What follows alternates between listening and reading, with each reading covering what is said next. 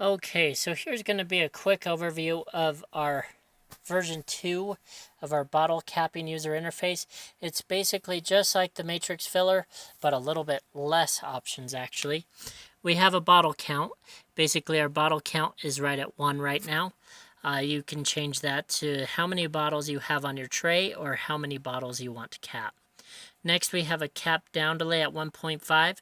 What that is basically how long this spindle is going to be trying to cap each bottle. And then it also is a delay for how long to delay as the spindle goes up before it moves over. So that controls both those delays. Usually 1.5 is pretty good on a 30 ml bottle. Travel feed rate is at 5,000. That is how fast the spindle is going to bottle to bottle. 5,000 is usually standard on every machine. Next we have a row quantity. Row quantity is basically on a machine here, or on a tray. Let me grab one here. So on this tray here, rows will always go from back to front. So we would have a total of 6. 1, 2, 3, 4, 5. Or I'm sorry, on this one, 5. And then we have a row distance. Row distance is 46.9, which is the distance from this bottle to this bottle. Next is column quantity. That is at 14. Columns go basically left to right. So column, column, column, column, column, column. There's 1, 2, 3, 4, 5, 6 there. So you would put 6 in there. This program I'm using as an example actually has 14.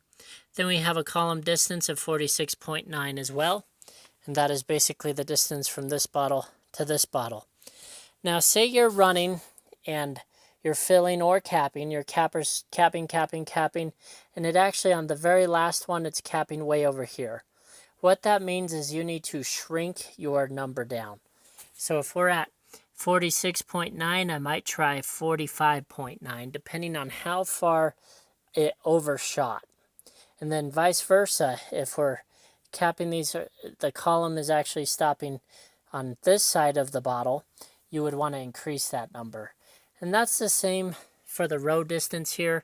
So row distance, we have 46.9 as well. So if the capper actually ends way out here, we need to shrink that number. So that's basically the row distance and column distance. And we have some filler videos showing you how to troubleshoot that.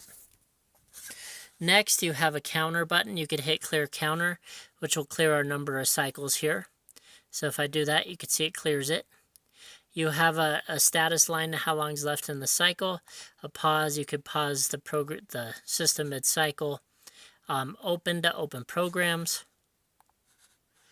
Save to save programs. Cycle start to start the program. Down here is basically all your manual controls. You have a feed rate. This is if you want to manually jog the machine. We have 5,000. We have a distance of 1. You could clear these out and see some preset settings in here.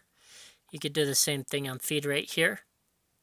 Or you could type them in with a keyboard if you want to get real precise. Then we have our configure start location, set start location, and then kind of a debugging platform down here. That's kind of a quick overview of the user interface. If you have any questions on how to operate your capper, please watch any of our how-to videos or go to www.rockymountainplc.com. We'd be more than happy to walk you through anything you need. Thank you and have a great day.